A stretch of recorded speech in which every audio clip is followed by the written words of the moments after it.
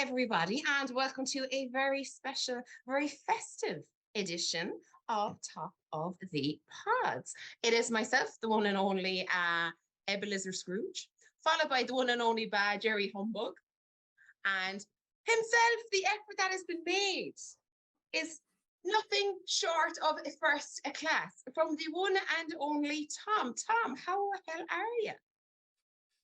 I'm not too bad. What are we doing? I didn't realize why we're recording today, are we? I was just going to go yell at some neighbourhood kids, but I mean, if we're going to talk Scrooge, I suppose. Yeah, okay. Might as well, yeah. Sure, why not? While you're here.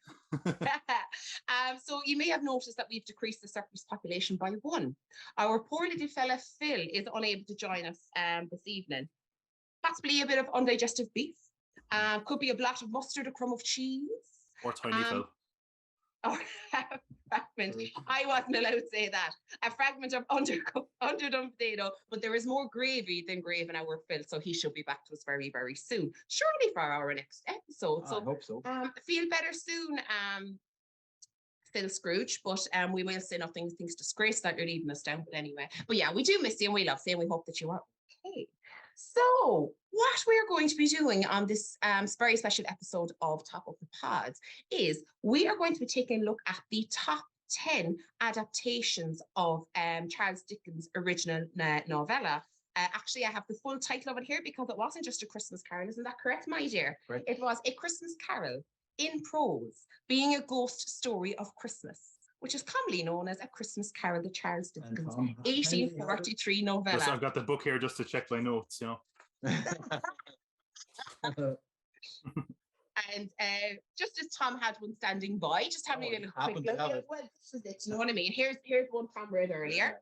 So with that, if you are unfamiliar with the story of Ebenezer Scrooge, the story of A Christmas Carol, the story of Tiny Tim, the story of Bob Cratchit, firstly, where have you been?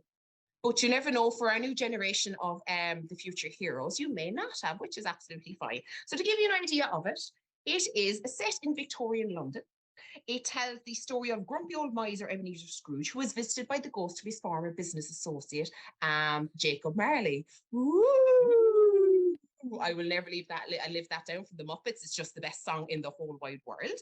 And Jacob Marley warns him that he will be visited by 3 ghosts. The ghost of Christmas past, the ghost of Christmas present, and the ghost of Christmas yet to come. So with this, the visit of these ghosts are all very, very important towards the redemption of Scrooge, or the possible redemption of Scrooge. So that's kind of how it goes. And then once he has these visits, all sorts of chaos ensues, and there's a very, very, very strong story told throughout the whole adaptation, we'll say, because we have many different adaptations what we're going to discuss. So the top 10 adaptations of this story, according to Screen Rant, are as follows. We're going to have a chat through them, but before we do, guys, how did you feel about watching very similar stories 10 times? Wow, it's weird because I was trying to break it up with a bit of variety, but I also didn't want to look into them too much. So the ones I thought might offer variety, sometimes I was like, actually, you know what? I'm glad that there isn't variety in all these, because sometimes varied in quality more than anything else, to be honest. Right, totally. There's only so many ways you can tell the story, like, differently. Like, it's at the end of the day, it's still going to come down to the 3 ghosts and, you know, redemption and him becoming a better person and saving his assistant or bookkeeper or whatever you want to call it through the adaptations and helping us, you know, reuniting with his family and whatever else happens. Like, there's only so many ways you can tell it. Obviously, you can, you know, pick pieces of the story like they did with Scrooged with Bill Murray. Like, I know the top 10 from Screen Rant are, you know, are their top 10, but, you know, there's other adaptations out there that aren't mentioned on this list that are probably more deserving to be in a top 10 list. There's probably other top 10 lists there that we could have used, but this just happened to come up. So if anybody wants to give out and say, why are these in the top 10, let's just off Screen Rant so we can go off and rant at them. Exactly. There's no, as I said, we're only covering 10. There was many, many more. And many of these 10 were actually very close proximity of each other, which was actually really, really crazy, because even though it was 10 versions of the same story, some of them were dramatically different to others. And some then were very, very true to the original story, or the original story told in Tom's novella. So with that, We're going to crack straight into these guys, and we'll start at number 10. Okay, so number 10 was a very, very different direction for the story of Ebenezer Scrooge, where it took on a female version of the character of Scrooge in the form of Ebenezer Scrooge. Now, I am dying to hear your thoughts on this version of this story, because this was going to go one of two ways, in my opinion. It was going to go one of two ways. It was an excellent opportunity to delve into that side of things, but also could have been a complete disaster, being that it was so much of a Hallmark movie. Jerry? I'll let Tom go first. Okay. He has a lot to say. I can see it in his eyes. Burning. Go for it, Tom. Tell us. This was the last one I had to watch, and oh god, kind of getting under the gun time-wise, and I was like, oh, do you know what? It's probably better that it was the last one I watched, because if it was the first one I watched, I mightn't have come back to this. It was like, first of all, I have to say, I'm glad it took place in a simpler time of, it was made in 1997, whereas yes, imagine what the internet would be like now if they cast a black woman as Ebenezer Scrooge. Oh my God, imagine.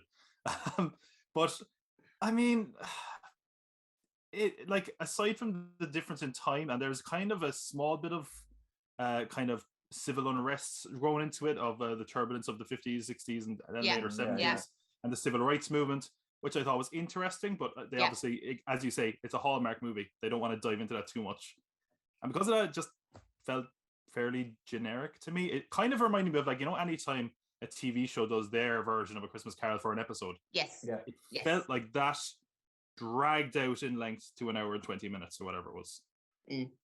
Yeah. The Scrooge voice from the actress, I can't remember her name. Was it something like Tyson, something Tyson? Cecily, something. Cecily. Yes. Tyson, something. Yes. She was Miles Davis's former wife, by the way. There you go. So I do know something. So yeah, I don't know. Her performance as Scrooge was okay. She had a very weird inflection to her voice that felt very artificial to me. I don't know. Yeah. It didn't do it for me. Like, overall, I mean, it was fine. I appreciate them on giving it a go, but it didn't really work for me. Yeah. Maybe I'm alone in that. I don't know. What do you guys think? Definitely, bang on. I wrote notes for every film that I watched, and on the notes for this film, made for TV, Hallmark. That's literally all. I couldn't write anything good about it. I didn't want to write anything bad about it. It's just, it's not good. It's not a good adaptation. I know they wanted to change change the story lightly, put a female lead into it, and try something different. Like, fair play to them for trying it. Like, it doesn't have to work every time. Sometimes the best is left unkept. Like, leave it alone. And especially with Hallmark, stuff is just, it's very hard to find a good Hallmark film. Yeah. That's watchable. That's like, oh yeah, that should have been in the cinema. This definitely wasn't going to make it to the cinema. Didn't make it in the DVDs or VCRs or whatever it would have been at the time. So that's all I can say about it. I just couldn't. It is so strange though, anyway, because, like, it's a Hallmark movie, but, like, it's a TV movie at the end of the day, and a lot of these were, and still this just really came off as, no, I won't say bottom of the pack maybe, but it was just so nothing. I've already forgotten it. It was the last one I watched. Yeah, totally. And do you know what? Like, there was a lot of opportunity with it as well. But that's the thing with Hallmark. They are, excuse the Christmas pun, actually don't. It's December. They're cookie cutter. They are, you know what I mean? They all have the start, they have the characters, they have the middle, they have the end, etc., etc. And it has to kind of fall into that narrative. But as you said, it did touch on political, it did touch on civil unrest, but it was like, we can kind of mention it, but that's as far as it goes. So let's just put a bow on this and go through the motions to make our Hallmark movie, but let's just be a little bit edgy with it. It was just a little, I don't know, I just kind of felt like it was just a little bit put together, but like, you could tell it was a Hallmark movie, but there was nothing substantial to it. There was no meat in the bones, that kind of way. There really wasn't. So yeah, it was kind of a bit of an old thumbs down all around, I believe. Yeah, I think we're all fair in saying that. And I think Phil was of a similar opinion, was he? I think he was. Shocks me now. I'll be like, Phil. I think Phil watched this. I think he might have watched this last as well and got sick after. Maybe that's why he's been out sick. Wasn't a bit of dodgy beef or underdone potato. Fantastic. So that was back in 1997, which said there was quite a heavy lean on the 90s there as well. And the twang as well, it was almost kind of, they were trying to make it a little bit Southern Belle, which was kind of strange or something. There was definitely just kind of a Mrs. Doubtfire muddled accent, wasn't there? Yeah. So cruising in at number 9 was A Christmas Carol, the musical. This was from 2004, okay? And starred Kelsey Grammer as Scrooge. Now, for me, I found him very unbelievable as Scrooge. It was too much of a departure from what we know and love Kelsey Grammer for me. So, Jerry, what did you think of Kelsey Grammer as Scrooge? And the fact that it was, aside from that, which was surprising cast, but aside from that, the whole fact that it was a musical adaptation. Yeah. Again, it was another made-for-TV Hallmark thing, as far as I know. When I looked into it, it was the original. It was on Broadway originally. So that's got, it's got something on that side. It's not just a random Hallmark TV movie. It's actually the adaptation of the musical.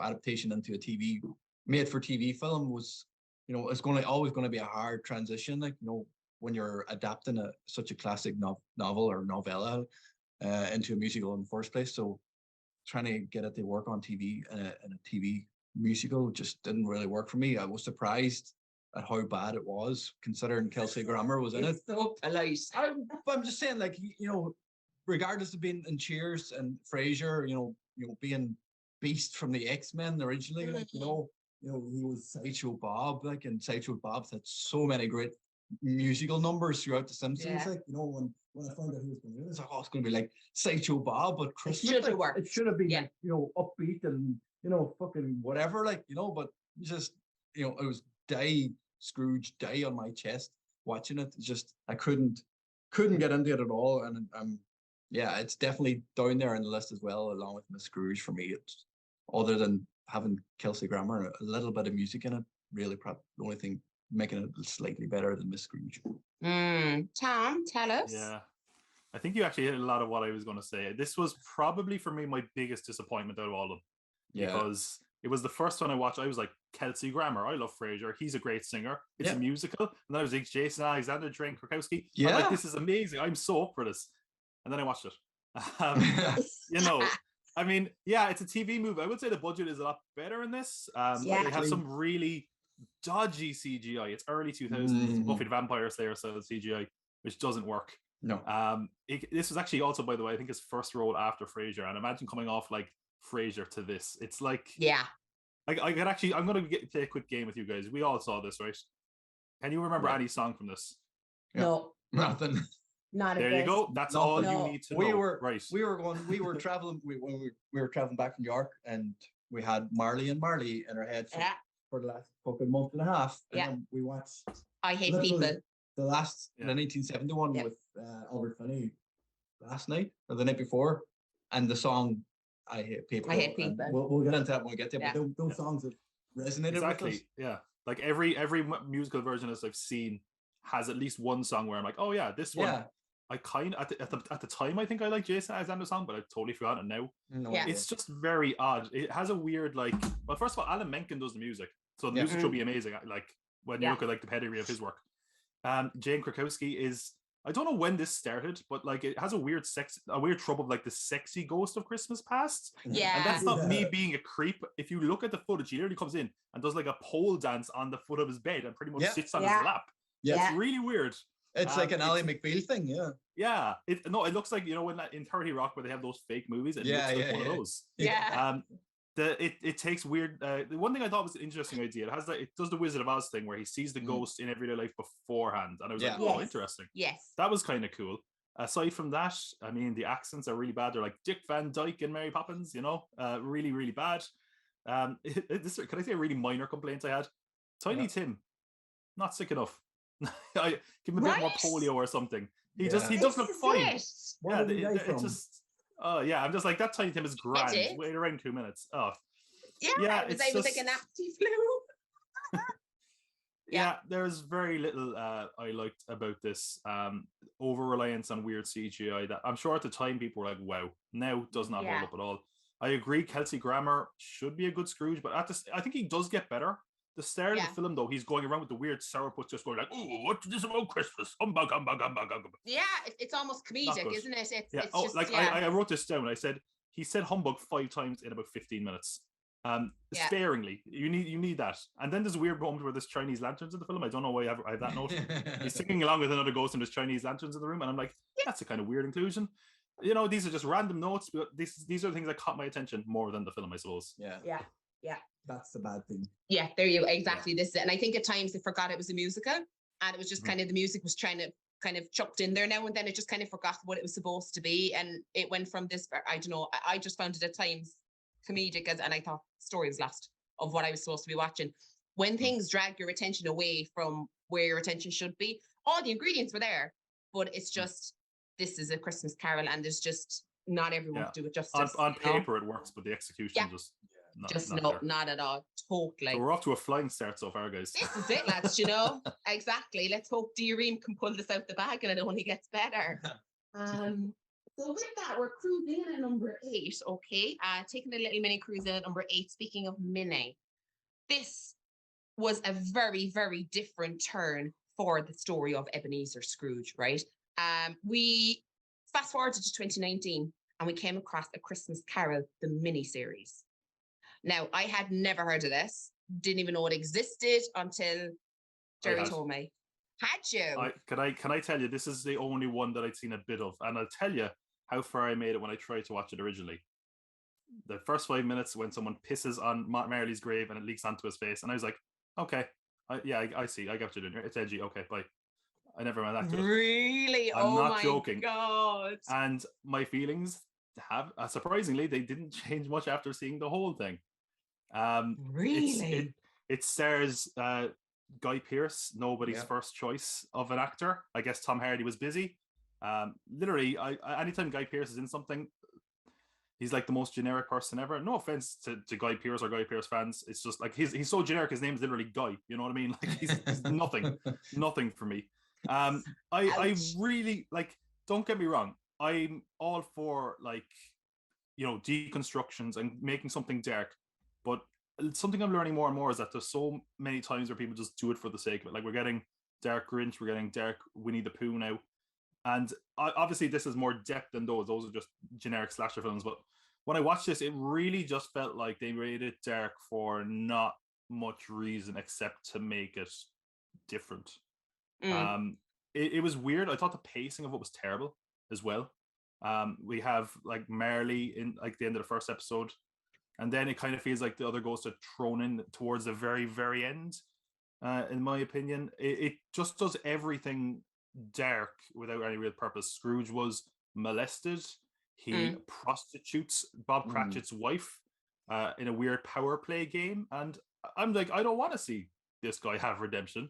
Yeah. And at least they have the gall to not really give him redemption, where he's like, you know, like, I'm not going to forgive you. And he's like, oh, I probably don't deserve this. But I'm still like, I want him in prison, really. You know, like there was nothing really good about this, in my opinion. I thought, visually, I thought it was interesting. Yeah, I thought there was some cool effects. There's a moment where they see like Tiny Tim's death.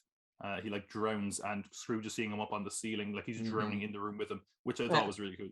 I did write a note at one point when I was like halfway through this. I said, "This movie is so dark. Chances are Tiny Tim is still going to die at the end, just regardless." But yeah, it was just very odd. It felt edgy and dark without real purpose.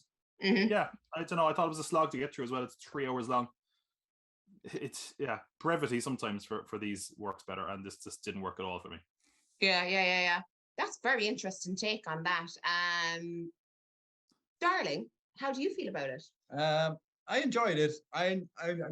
I'm enjoying it for, you know, when it came out, if people watched it as a miniseries, you know, they might have watched it over 3 nights, so it mightn't have been much of a slog. I liked it being dark and edgy. I liked the whole, you know, story. And obviously it was very hard to, you know, get behind him at the end when you found out what he did to poor Bob Cratchit's wife. Like, you know, you don't forgive shit like that. Like, I was hoping he would actually just die in the end anyway. He would get his redemption, but then he'd slip on some ice and, you know, that'll be the end of him. He'd just die or fall into the fucking lake instead of Tiny Tim. He was going to save him or something, and he died instead of Tiny Tim. I thought that might have been a nice way to. Spoiler if anybody hasn't seen it. I thought that'd have been a nice way if he, if he had been looking for redemption, that he would have saved Tiny Tim at the end. But I did like the dark, edgy side of it. It was a weird way to open it, though, pissing on his grave. Yeah. And then it ends it. Scrooge gets his grave done pissed on as well. So this guy. I know, yeah, yeah. I don't know. I can't remember who directed it. There was some. Is it Stephen Knight was involved in it? I think. Yeah. So there Peaky Blinders guy, and I haven't seen Peaky Blinders, so I don't know. Oh no. Okay. Sorry. Yeah, it definitely had some vibe of Peaky Blinders to it. Yeah. But the accents were kind of that way as well. It wasn't a Brummy accent, but it was. You could. It wasn't full on. Yeah, Please, there. why was none of that shit? Like, I'm not a big Guy Pearce fan. Like I did like him in Memento. Kind of like the adaptation of fucking the Count of Monte Cristo he was in. It wasn't great. Like it wasn't a bad one either. Other than that, I can't say much more about him. It's just Guy Pearce, like you said. My God, poor Guy Pearce is just not getting off easy this evening. He's fine. He's just fine.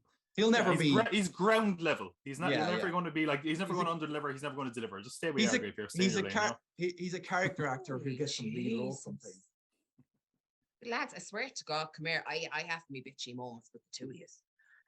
But you know what? With this, right? Not so much on the fence, but did they feel the need? Everything, as you said, everything these days is going dark. Did either of you, which I think you did, get the vibe that we went a little bit too far into, say, the other characters in Scrooge's backstory to justify his actions and how he is? It was kind of, I felt like I was beaten over the head with it a little bit, that I was like, this is why he's bad. This is why he does what he does. Look. So it's not really his fault. This is what happened to him, which, can have an impact on how people turn out and, their transgressions and that. But I just felt at times I was beaten over the head with it. And I felt that it was too late in the mini-series that they tried to turn him slightly. I felt it was rushed at the end. I thought it was like, it was all great going up to that. But then I just kind of felt like they were like, oh shit, right, we're actually, at this point now, we're going to have to actually really turn him. Even when his own dead sister didn't have an impact on him. It was just like, you have to have. I have that in my notes as well, where like, I feel like one of the things that works with Scrooge is like, less of an origin, kind of the better, because I think he's meant to reflect, like he should be able to reflect anyone who has that kind of miserly spirit or the potential to be that, whereas they put so much into his backstory, it's almost like, oh, he was always going to be, it's not his fault, he's a victim as well. And as you said, and I was talking about this with the pacing, it doesn't feel like his transformation is believable, because it feels like it comes out suddenly. Like I've written in my notes here, we need to get 2 more spirits in the last 40 minutes. Yes. Because they just spend, there's so much, like, we don't need a really like a big origin or backstory of Jacob Marley and his journey through hell. It just feels like those were some visuals they wanted to sell the trailers or something. If you look at the viewership, when this went up night for night in the UK, viewers dropped every night by quite a lot.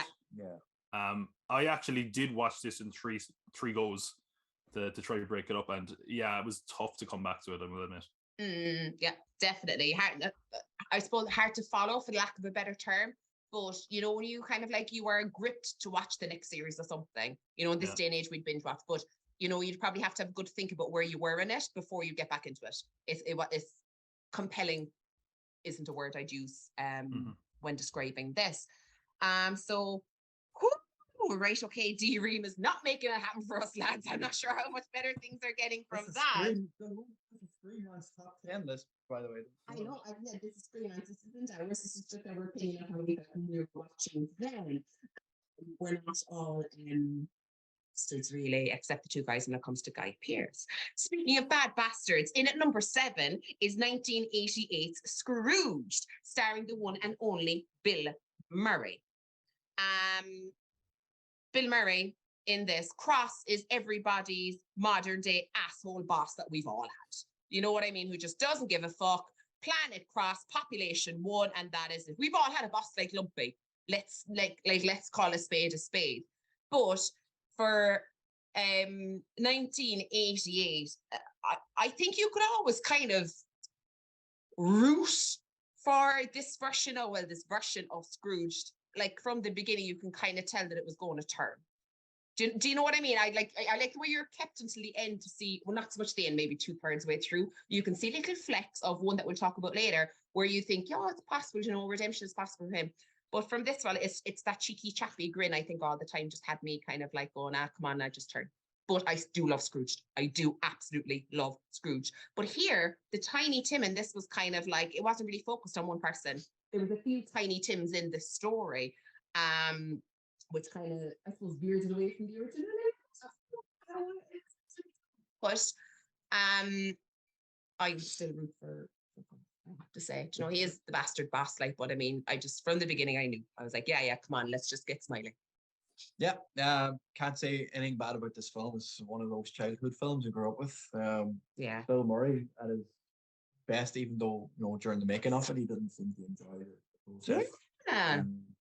But like, you know, it's a good retelling of the story. It's, you know, it's completely different to other retellings. Like, you know, it's a modern, would have been modern at the time, you know, of TV executives back in the 80s. And that was what America was based on, commercial television. Like, you know, you seen the ads he was putting out for, you know, Scrooge, you know, don't miss it, you know, yeah, all the blood and guts and stuff and making people sick for killing old women just to make them not want to miss a live adaptation of it on TV. But lot of, you know, there's a lot of details out there about the film that you can read up on, you know, certain things like, you know, getting his lip ripped by what's her name?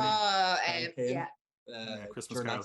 They had to stop the filming off the show after film for a couple of days because she actually ripped his lip when she pulled it, which was kind of cool. Like, well, it's Bill Murray. It's the 80s. Bill Murray. It's a good show.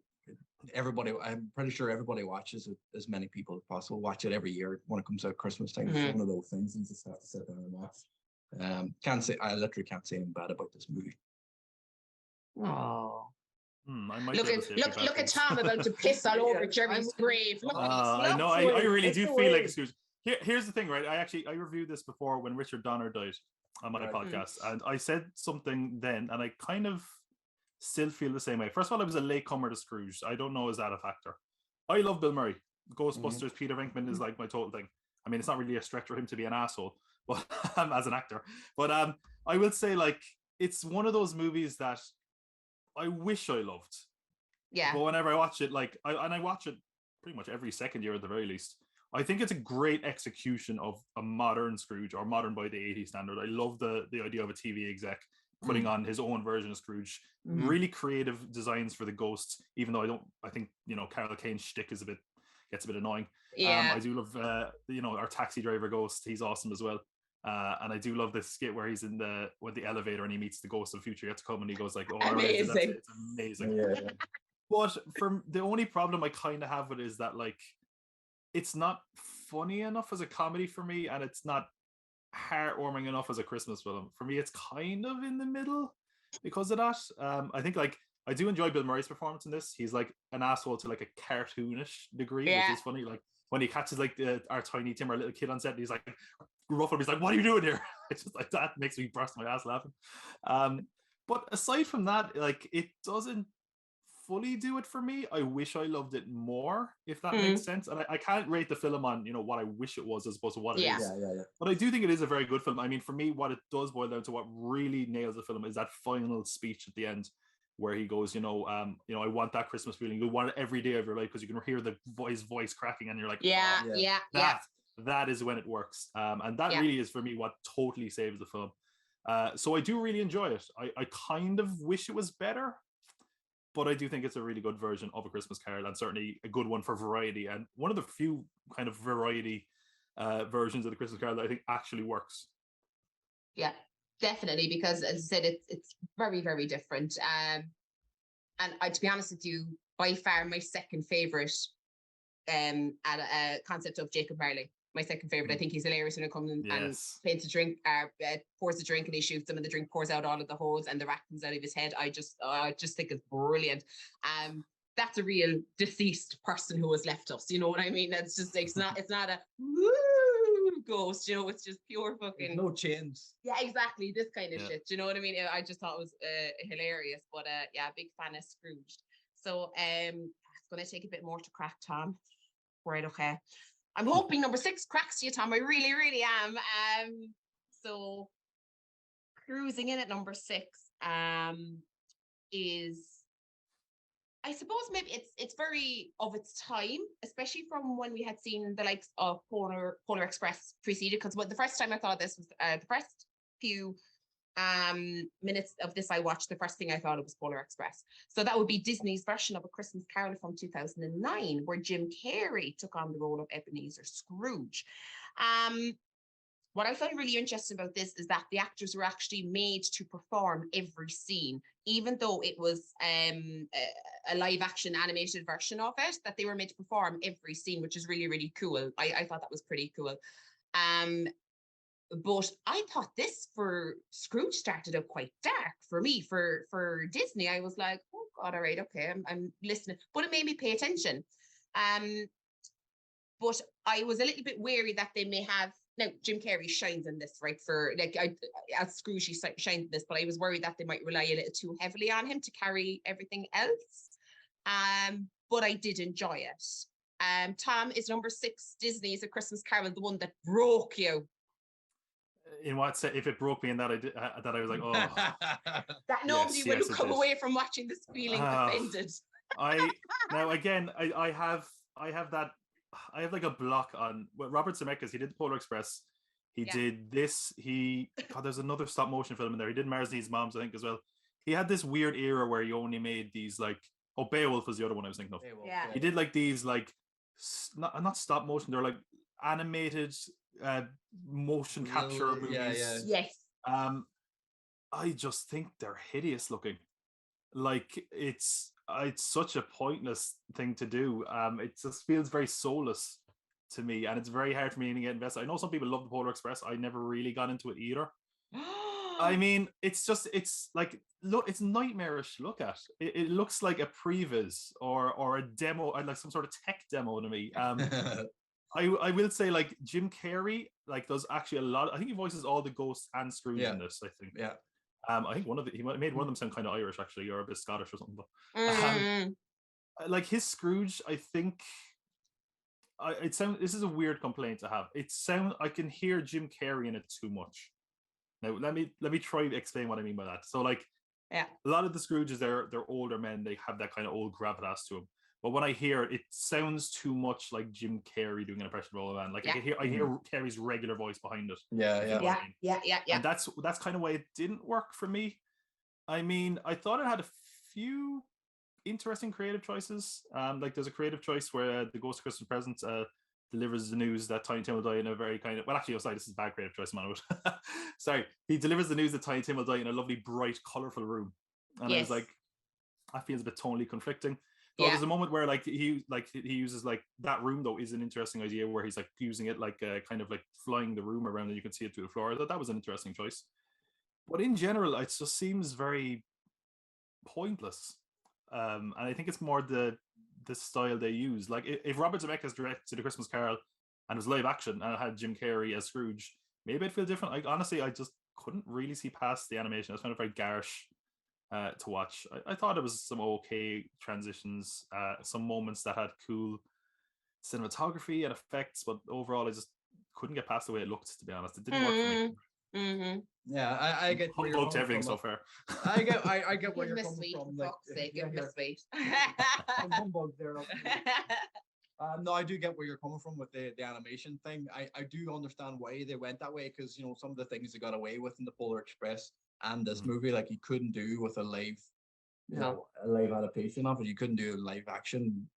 Some of the stunts like that would still be CGI the shit, like if it was live action. I think that's one of the reasons where they went down this route of being able to pull off stunts and certain things that they can get away with, and not have to worry about it. It is creepy as fuck though. The eyeballs, their eyes are dead. Yeah. Thing, like, I did think actually. Speaking of the animation, sorry to cut across to Jay. One of the things I thought was very cool, the animation is one time I thought it really did work was the Ghost of Christmas Yet to Come scenes. I thought that looked really creative. That was really cool. Yeah. But then they kind of ruined it by shrinking down Scrooge and making it a bit comedic. Like it feels like there's a lot of stuff they threw in there for kids, even though I can't imagine any kid would like this version. I can't imagine. Jesus Christ, no, I I wouldn't. No way. I would show this to anybody under maybe 10. Maybe. Yeah. Oh my God, yeah. Give her definitely not for a fucking 5 or 6 year old at Christmas. Christ, no. Definitely not. Interestingly enough, this one is the closest to the actual novella. Yes. It is, leading with everything, you know, not leaving out a lot of the story, like, you know, keeping the whole, you know, over 3 nights as opposed to 1, 2, 3 o'clock in the morning kind of thing, what a lot of the other adaptations had.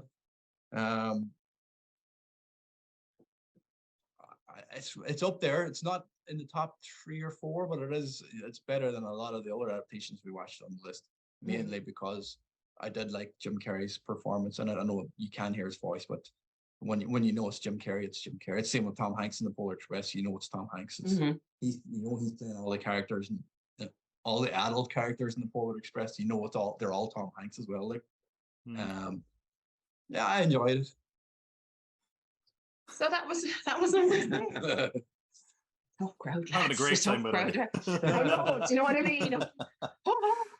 I hope Phil or someone agrees with me. Is this why Phil isn't here? Because he's like, oh god, I can't tell them they're all shit. Let me see. I'm looking at his list here. Yeah, we're okay.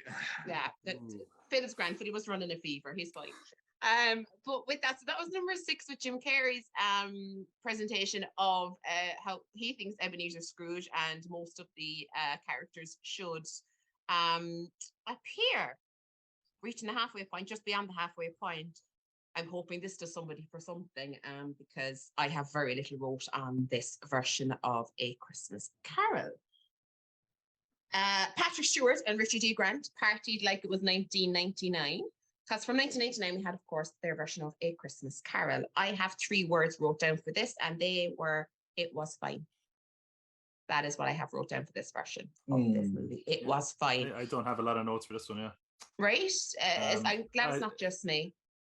Do you know, it's straight, like, this is one, again, it's on paper, it works. Like, Patrick Stewart, the big thespian actor, right? Scrooge, the big Shakespearean role or whatever, or Dickensian role. I'm like, it's almost, and it's funny, I wrote this, I'm like, it's almost so perfect, it feels like a parody. Like, it feels like it should be a fake movie. Yeah. Patrick Stewart is Scrooge. And it's funny because I watched this and he's acting the shit out of it. I'm not saying that in a good way. Patrick Stewart obviously is a very good actor, but it feels very much like, oh, how dare you come into the counting house, humbug! Oh, you know, it's very over the top. And it didn't surprise me when I read that this was originally a one-man show at him as Scrooge, because it feels like he's doing the one-man Scrooge performance, and so an actor will come in and be like, oh, and me too, right? And he's like, whoa. Who else is in it? Dominic West, Jimmy McNulty is in it. Yeah. The Wire. But really, I mean, I thought like Marley's face appearing throughout the house was kind of a cool idea, slightly different to the other ones. Yeah. I thought Marley's ghost in general actually looked pretty good. But aside from that, feels very by the numbers, like was just going through the motions. Yeah. Ghost of Christmas Future looked like absolute shit. And I also have to say, like, if you ever want a perfect example of overacting, Sir Pat, look at him when he comes back after the Ghost of Christmas Future. He starts like just making these weird guttural noises where I'm like, is something else about to happen? And he gets into the bed, he starts going like, it's the beef.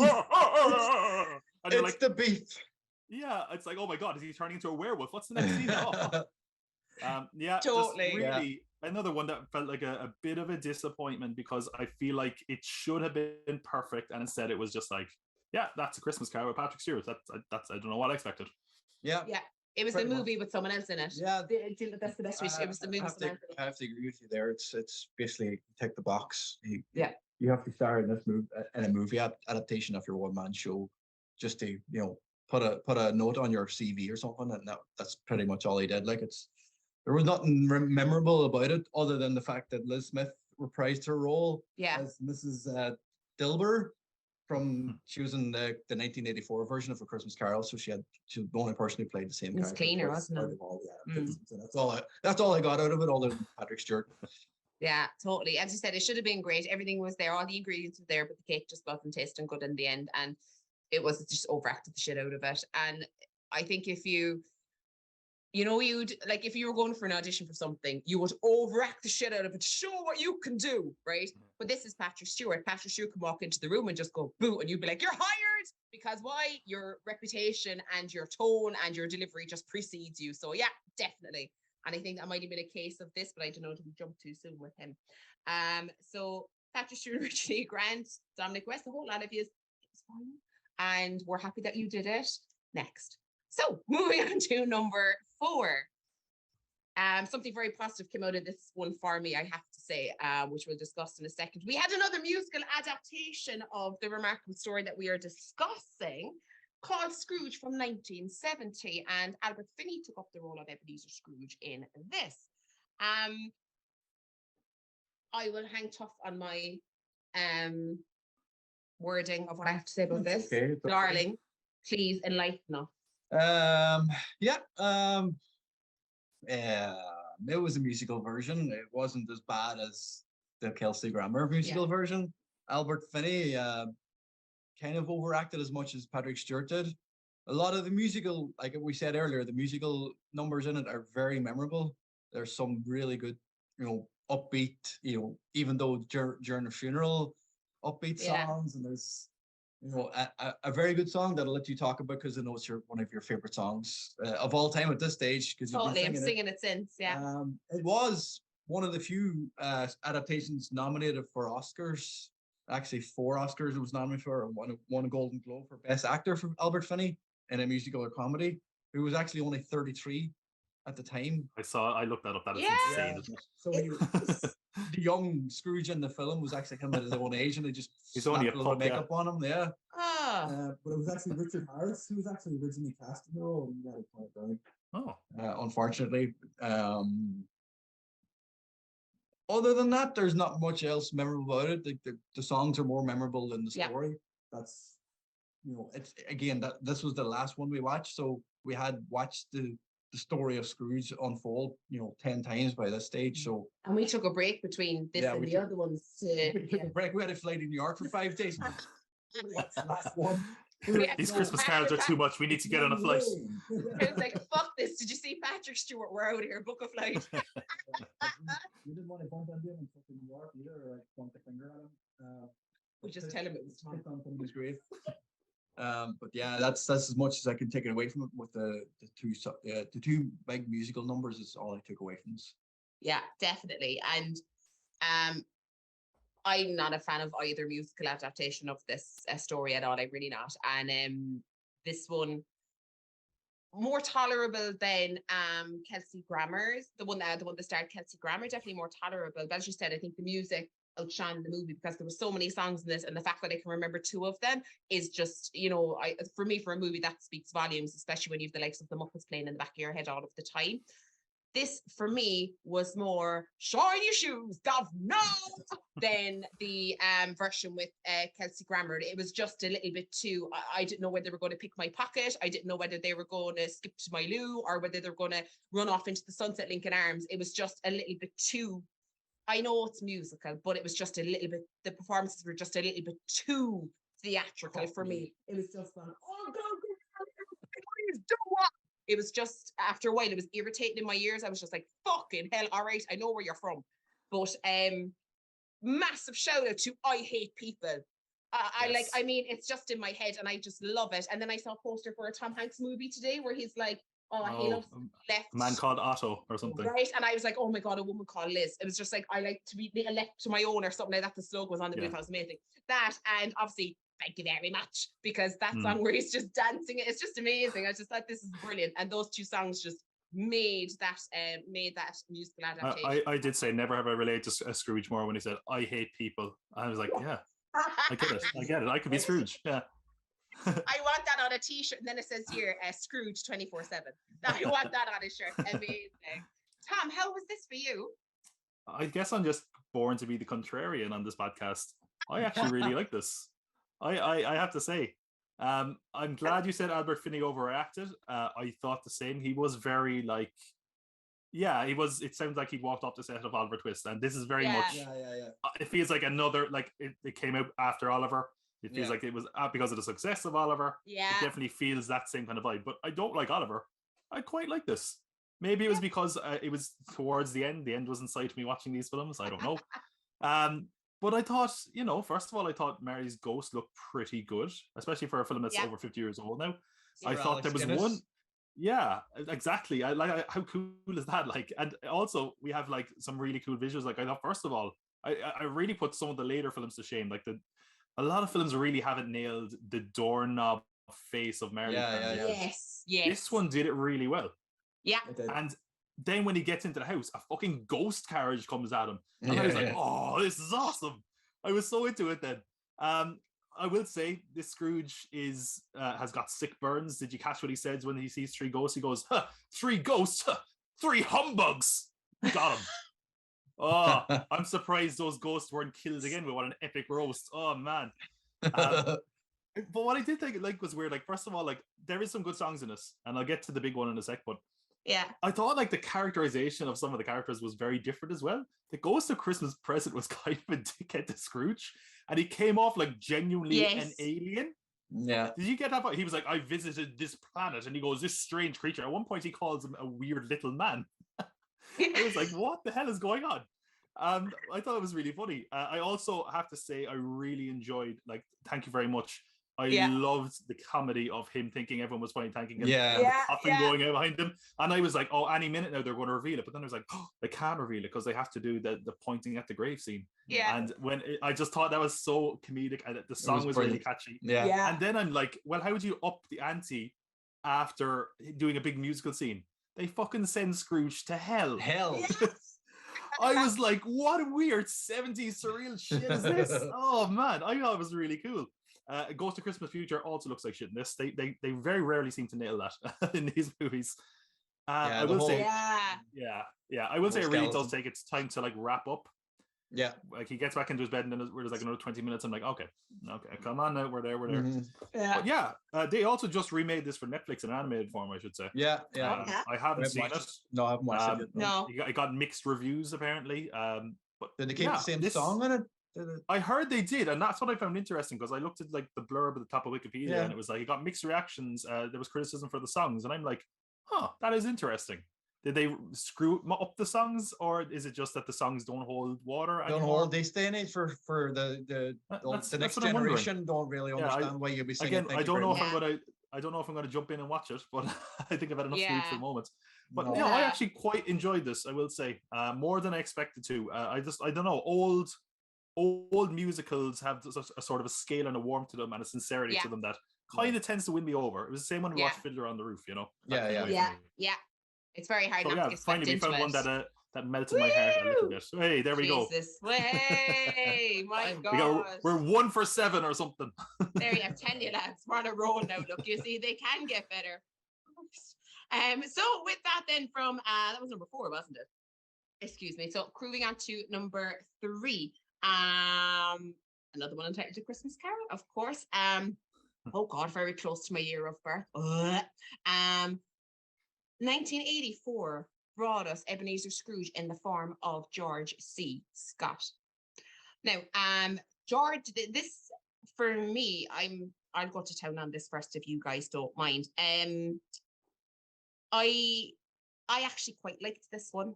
The reason being is because it's not like, you know, he's always been this way, you know, I found that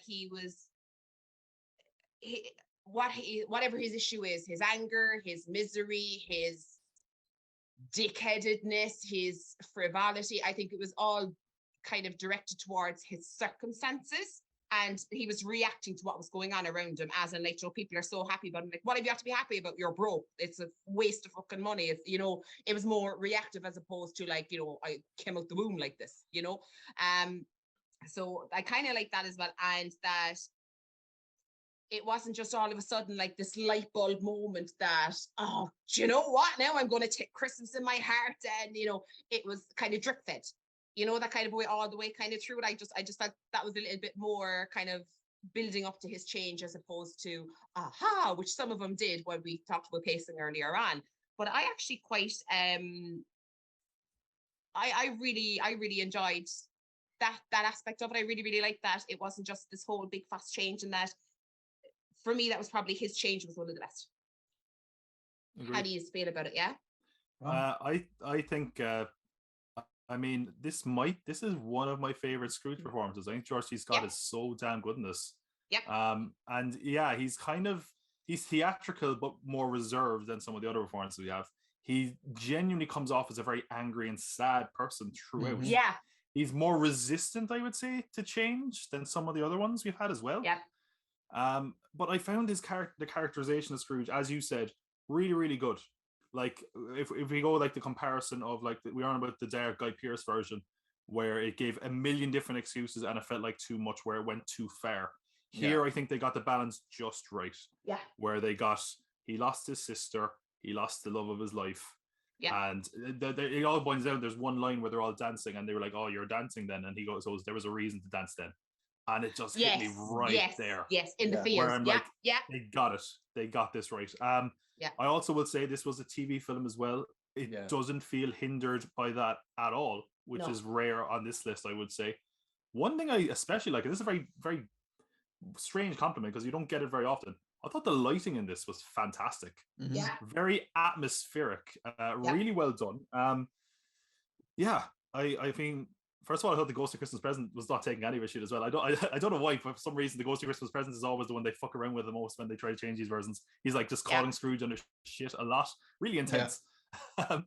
I also would say, and here's something that I liked as well, is that since they really nailed that version of him and they really kind of emphasize the loss of his sister and how Fred is his nephew, his sister's child, how they made the choice for him not to go to the Cratchits and to go to his house instead. And that really speaks that they knew what their vision was and they executed it really, really well. I thought it was fantastic. I thought it was really well done. And if we're going back into like reasons for Scrooge being the way he is, there's a really bad explanation for it in the Celtic Grammar one, I thought, where his father was sent to a debtor's prison, which is taken from Dickens's own life, but it just felt too on the nose for me. Whereas here, I think they really got things that we knew already. Like, we know his sister dies, we know he lost his life, but or he lost the love of his life, I should say, not his life. Thankfully, because he was saved by the ghost, But yeah, I thought they really just nailed it here. It's very traditional, but I was shocked how much I enjoyed it, even though to something that was very obvious, and I had seen a million versions of it by the point I saw this. It really worked for me.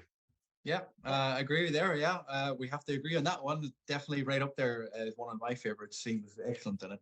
I really did love Edward Woodward as the Ghost of Christmas Present. He was phenomenal in it.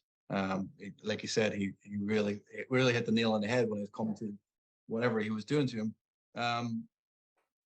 Interesting enough, the way they shot it as well. Like, because Edward Woodward is only 5'9". You made him look. I was like, it's not that big, is he? Like, because he's so big compared to him. The camera angles or what way they shot it, or whether it was on stilts or on a box, or I'm not sure how they shot it. Like, Tom Cruise definitely watched this, didn't he? Yeah, probably. Yeah. He was just starting off and his career when I watched this. Like, oh, look, he's a lot bigger. Yeah, I found it interesting that the father was one of the few times he actually appeared on screen in any of the adaptations. Anyway, he's mentioned in the book a lot, like, but they actually show him on, like, really resonated. What kind of father he was and why he turned out the way he was because of his father being that way. Like, so I really got more into trying to get behind Scrooge as opposed to some of the other ones. You're like, why should he get like we're talking about the Guy Pearce one earlier? Like, why would you want to get behind him at the end? Like, if he's going to be like that, but you had to kind of get behind him with this one because if your father's that way towards you, you're going to be some sort of fucked up adult who you're going to piss off a lot of people. So yeah, I really enjoyed it. Right up there with some of the best ones. Yeah, agreed, definitely. Oh, I'm glad now we all kind of agreed on that. That was really, really good. It's a Christmas miracle. God bless us. Chicken Phil's. Oh, checking with Phil's. Oh, I won't say nothing. Ooh. Sorry. I know I have a little bit early with that one. So, penultimate movie, guys. Back to is it the original? Well, it's the original. It was one of the adaptation, early sound. There was non-sound ones as well. It was one of the very early sound versions, anyway. Yeah. Which was very simply entitled A Christmas Carol, which had Reginald Owen, and it was like one of the first feature-length ones to hit the silver screen. This screams classic movie of its time to me. It is. To be honest with you, I feel it's a little bit unfair to compare this to some of the others on the list because it's 1938. Do you know what I mean? Like, I Yeah, enjoyed it, but I think, when you're comparing it to the likes of some of the other ones that we've seen, it is very they're- strange to compare this to like a motion capture Robert Zemeckis movie. right? Yeah. So I find it really, really hard to, I don't want to say grade this, but yeah, I find it really, really hard to, not to review it, because I absolutely enjoyed it for what it was in 1938. I thought was really, really good. Thoroughly enjoyed it. There wasn't a huge development with the characters. I kind of felt it's hard to explain that I kind of felt everybody looked the same and were acting their parts, if that makes sense. I don't know how to explain that any better. It makes sense in my head. I can see it, but I can't explain it any better. So soz about that. But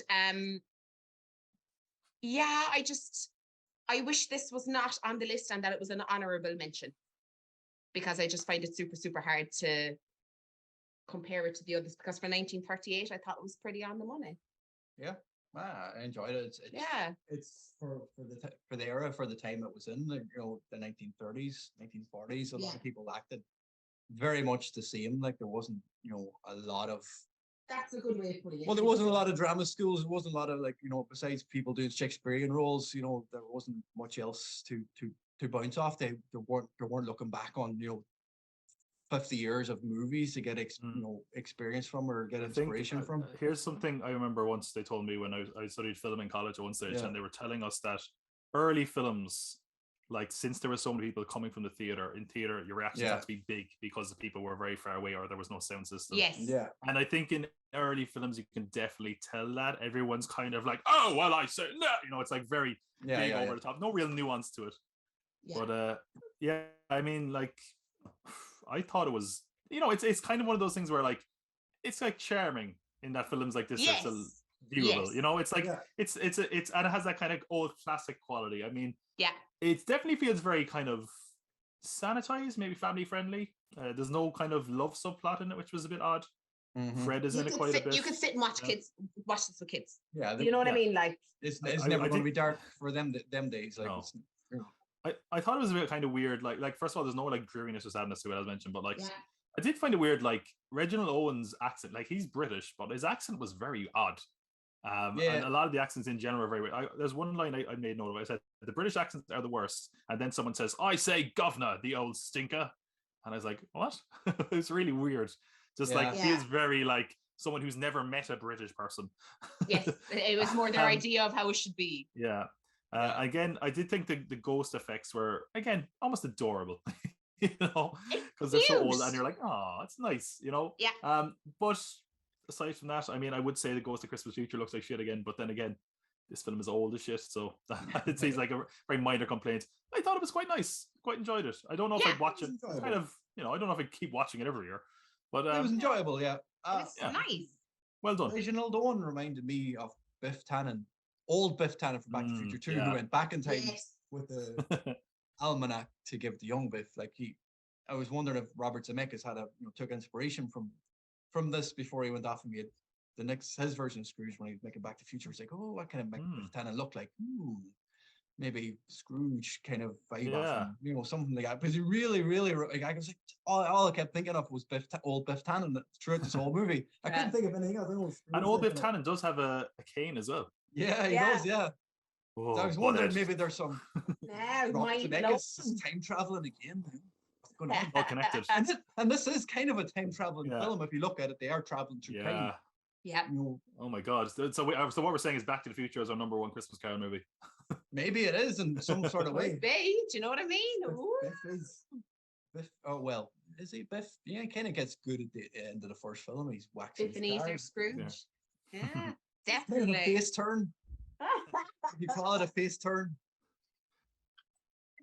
But that's a very, very pretty cool trivia there. Actually, it's a pretty cool fact. Speaking of pretty cool, we are careering and railroading to the top spot. Now, come here. This is their number one. We'll see what our number one was when we all have a little bit of a chat later and reveal our list. But it has to be the one and only Muppets Christmas Carol from 1992. What can you say about this movie that has not been already said? It's it was pretty much an instant classic, and it has aged so well. Which, like, aside from being an adaptation of the original novella, right? Aside from that, this has everything that a Christmas movie should have. It's a Christmas movie, if that makes sense.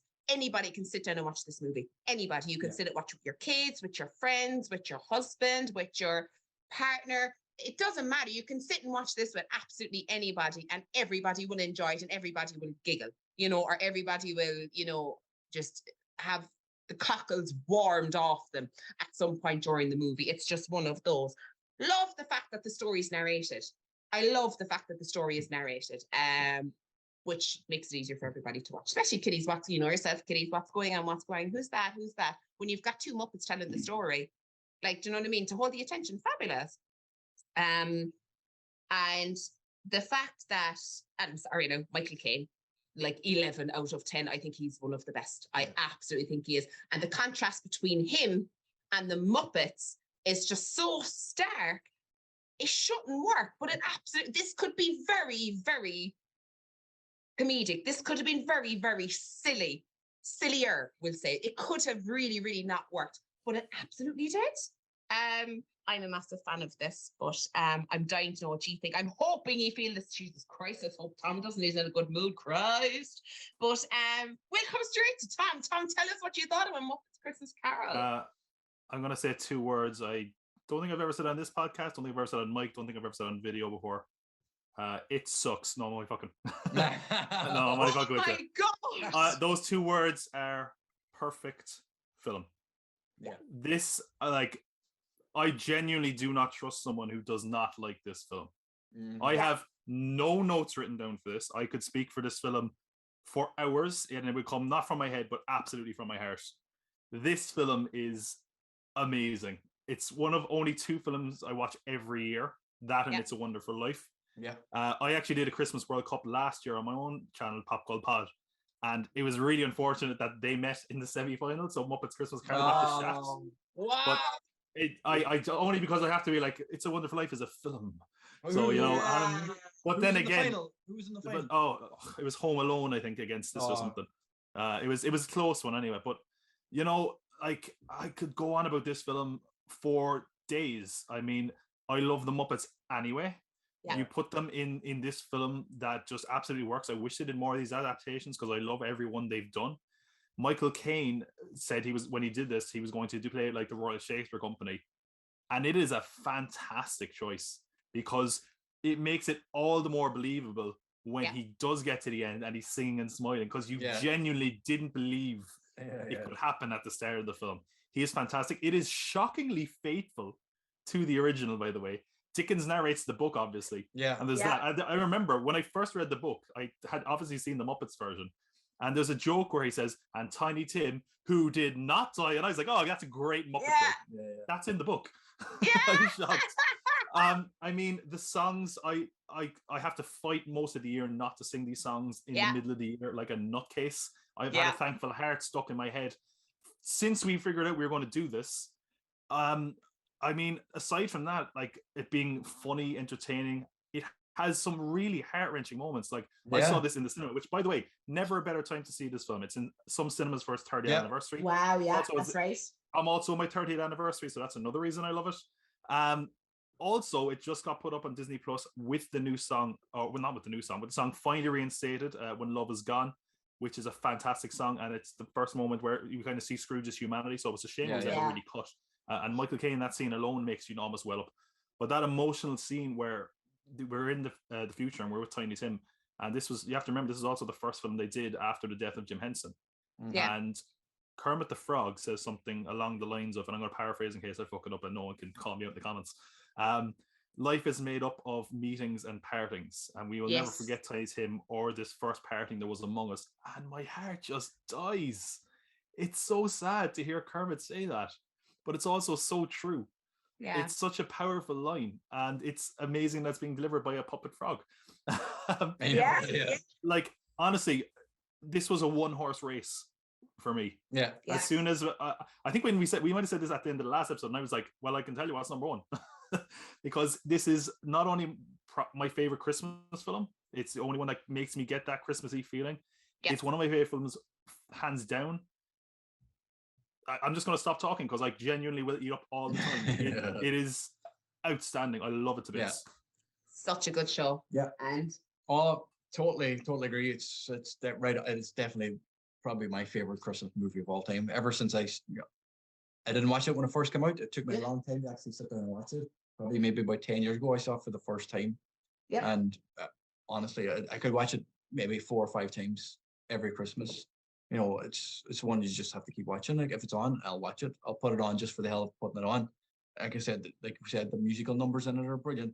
The story throughout it's just perfect. It's, you know, it is a perfect film. The fact that you're feeling emotion off, like you said, puppets, like, you know, they have no tears. They have no, like, they don't blink like fucking Michael Caine said to Kermit the Frog backstage, you know, give him some acting advice. One piece of acting advice he gave to Kermit the Frog was never blink. And I was like, what the fuck? Like, he's like, how can you get emotion off a fucking puppet? Puppet. But you can. You're looking at poor Tiny Tim, and it's just like, for fucking hell. Yeah. Tiny Tim. Yeah. But yeah. Michael Caine did say it was the most memorable performance of his career. Like he puts it right down there with, or right up there with all the performances Michael Caine has ever done, which is a fucking lot. Yeah. And this is his favorite fucking performance of his whole career, and he's literally acting with puppets, and that shows you how good the actual film was. Like, it's just perfect. So good, and it held your attention the whole way through. It really, you know what I mean? Which is because sometimes I know. Granted, look, come here, when you've watched 10 versions of it, you're kind of like, right, I have a fair idea what's going to happen now. But it just holds your attention. It's a breath of fresh air. Mm-hmm. It's just an absolute breath of fresh air. Yeah. Especially the way times are now. You know what I mean? I dare you to sit and watch this movie and not for your heart to be lifted out of your chest. Goosebumps. Like I it's one of those films where like if I talk about it long enough, I'm either going to like irreparably start smiling. I will not be able to stop smiling, or I will start crying. Yeah, I love it so. Like it's and like the music. Paul Williams does the music for this. He'd only done the original Muppet movie. Amazing. There's no bad song on this soundtrack. No. Even like there's like they released a deluxe version of some cut songs. Even the cut songs are really good. I should say, and I just want to give this as a little bit of an extra. If anyone wants to watch something to go with the Muppet Christmas Carol, check out Emmett Otter's Jug Band Christmas. Also a Jim Henson production. Also has Paul Williams music. Also has some absolute bangers and a really emotional song in it. But I digress. It's fucking amazing. Oh yes. So there, you see, where would you get it? Recommendations as well as the list, guys. You won't find anywhere else. You just won't. I'm so glad that we were all in agreement over that, and we'll see about Phil now. But remember, he's running a temperature, so he just might not be of his own. You know, so he's not welcome back if this isn't number one. If this is on the bottom, he's not coming back, right? I'll walk off this set. I'm with you, Tom. Which is my house. He'll be back. He'll be back. I need this room. Oh my God. Until we don't get any copyright strikes, we'll just sing 7 seconds off the best song ever. Yeah. Ready? Yeah. 1, 2, 3. Which one are you going Marley, Marley and Marley. Whoa! It's just the best thing ever. I'm sorry. The best thing about that is you said the best song ever, and I was like, okay, is it going to be this song or this song or this song or this song? I couldn't narrow it down. There's so many damn good songs in it. Marley and Marley is one that sticks in my head a lot as well. Definitely. I'm singing it since I watched it. Singing it every few minutes. We'll find each other singing just literally that. Yeah, exactly. But you know what? When the boys come out laughing, it's just brilliant. They're all like, oh! You know what? Exactly. And do you know what I really love about that scene as well, Marley and Marley, right? Because it's actually one that does kind of hammer in the horror really subtly. Like, as they're going, more and more chains get wrapped around them, and it actually looks like they're being dragged away. And I'm like, oh wow, that's terrifying. But it's subtle enough that like a kid's not going to be like, ah! It's great. Oh. Totally. It's just such a movie for everybody, like, isn't it? I nearly watched it again. Oh, absolutely. I actually want to watch. I want to watch it again now. To be honest, you've done this to me. Well, whatever's number one, we all have to watch it again. Yeah. Oh my. All right, go on. So twist the arm. So, guys, with that, I am dying to hear your list. Well, I start off with Phil's. Phil has sent me his list. Bear with me 1 second now. Is that a bear? Excuse me, winter is coming. You want to behave yourself. So give me 1 second there now, because I'm going to have to compile all of our lists as one. All of our lists. Wait! I got something for this. Wait a minute. Waited. Liz, would you say are you making a list of our rankings? Is it? Yes. Yes. And are you going to double check it? Oh, I'm checking it twice. So I'm you go- could say you're making a list and you're checking it twice. Boom. Boom, there we go. My Yeah. God. Good night, everybody. Is this thing on? Good night, everybody. Cane drop. Oh my God. Yes, please do chat amongst yourselves. well, So you want to talk about Spirited? Did you watch Spirited at all? I did. Did you watch it? I did. I saw it. Yeah. What do you think? I was surprised that it was a musical to start off. I knew there was going to be Yes. some singing, and I saw from some trailers, but I didn't think it was going to be so musical. Liz hadn't seen it now. I called in at a friend's house, halfway through our list, and it just Who's this friend? Johnny. That was your I told calendar. you now. watched it. That anyway, was we your called in. calendar. He just literally it was on for 2 minutes when I walked in the door, and he's like, "Oh, sit down and watch it." So I sat and watched it. I enjoyed it. It's funny. You know, it's Will Ferrell, Ryan Reynolds, so you know it's going to be a lot of humor in it. Some of the songs are hilarious. Yeah. What is it?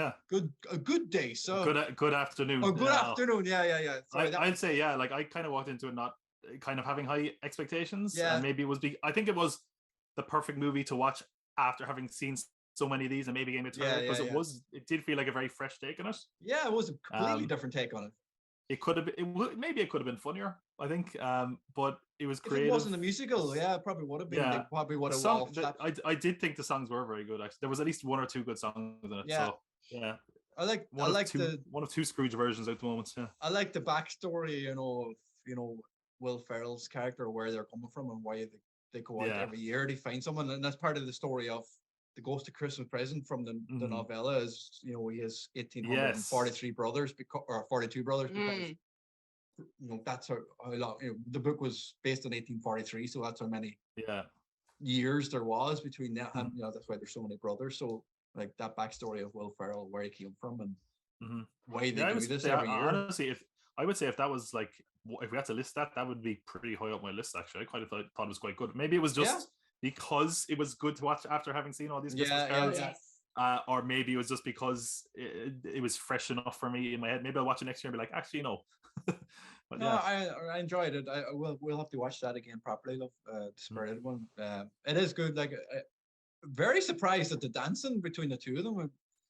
Some of the dance scenes are fucking phenomenal. Like, I couldn't believe that it was actually them. We know Will Ferrell likes to sing in his movies. Like, there's very, very rarely a movie that he doesn't, attempt to sing something. Oh, there's always something. Amazing. There's a great elf joke thrown in there as well. There was a few elf fucking Easter eggs in there. I want to watch this. With the young fella dressed up as and he's like, you look ridiculous. Did you know that was actually the young fella from Elf the movie who cycled around? Oh, really? Oh, wow. When he was a teenager cycling around the bike. That's actually him growing up. Oh my God, that's class. That was cool. Like, when I saw that, I was like, I mean, without spoiling it, there's also another amazing cameo in it. Yeah. If you know what I'm talking about, where I was like, what? Wait a sec. Yeah. I didn't want to spoil it. I won't spoil it. We won't say anybody who hasn't seen it, but go and watch it. It's Guy Pearce. No. Giving the performance of his life. Yeah, I was like, wow, he got a job after Christmas Carol.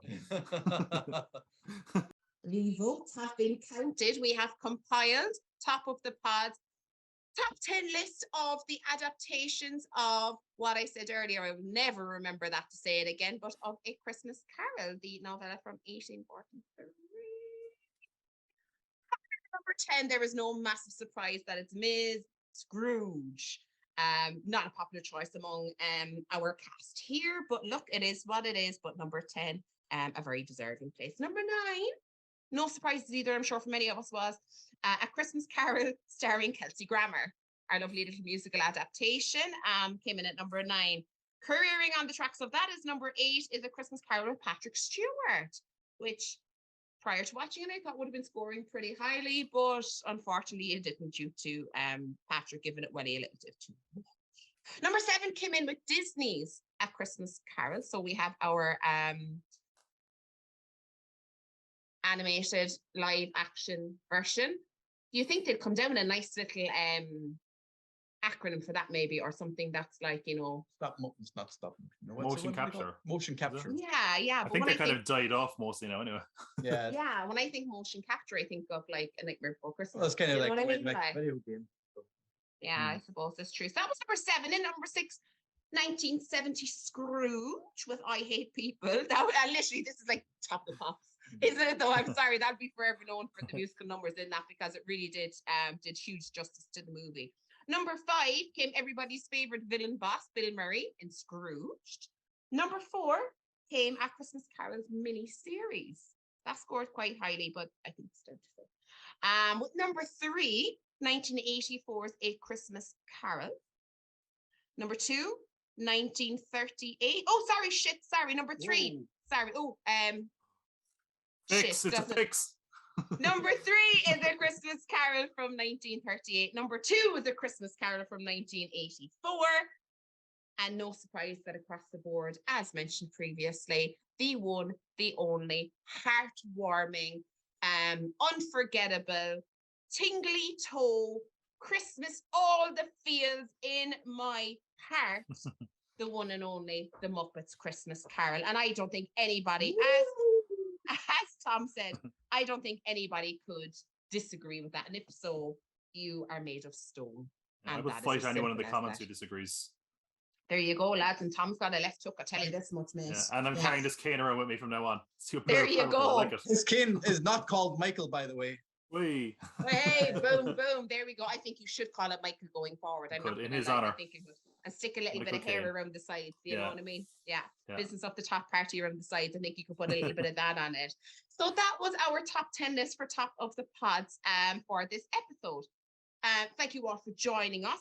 It has been interesting watching so many adaptations of this absolute classic. Some hit it right on the head.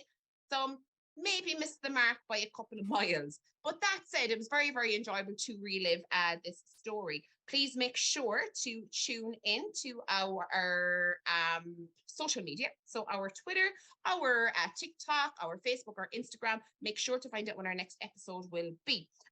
We hope Phil feels better very, very soon. And anybody have any departing words for Christmas for our beloved viewers? Hold Christmas in your heart and try to keep it all the year. Yes. There you go. Live in the past. Don't live in the past. Live in the future. Don't live in the past. Live in the present and the future. Can't change the past. Let's move forward with it. And every day like it's Christmas. Exactly. Why? Because there's room for everybody on the nice list. There we go. But other than that, we're Marley and Marley. Whoa! Whoa! We love it. Guys, thank you so much for joining us. Be sure and like and subscribe. As Tom said, he's willing to fight anybody in the comments who disputes our number one choice from Top of the Pods for our adaptations of A Christmas Carol from Charles Dickens and Southpaw and a Cane. What more could you want to put up a great fight for you? Yeah, you want to meet me and Michael. There you go. Tag team. I said, don't tag Michael in for God's sake. So with that, guys, make sure and find us instead on all of our social media, and Irish Wrestling 8, and for myself being Queen Lizzie, himself being Booker G 5 times, and for the one and only Tom joining us all the way from London, Governor. Have an excellent, most peaceful and superb Christmas, and wish you all the very, very best for 2023. From all of us here, guys, take care and bye for now. Humbug. Whoa! No.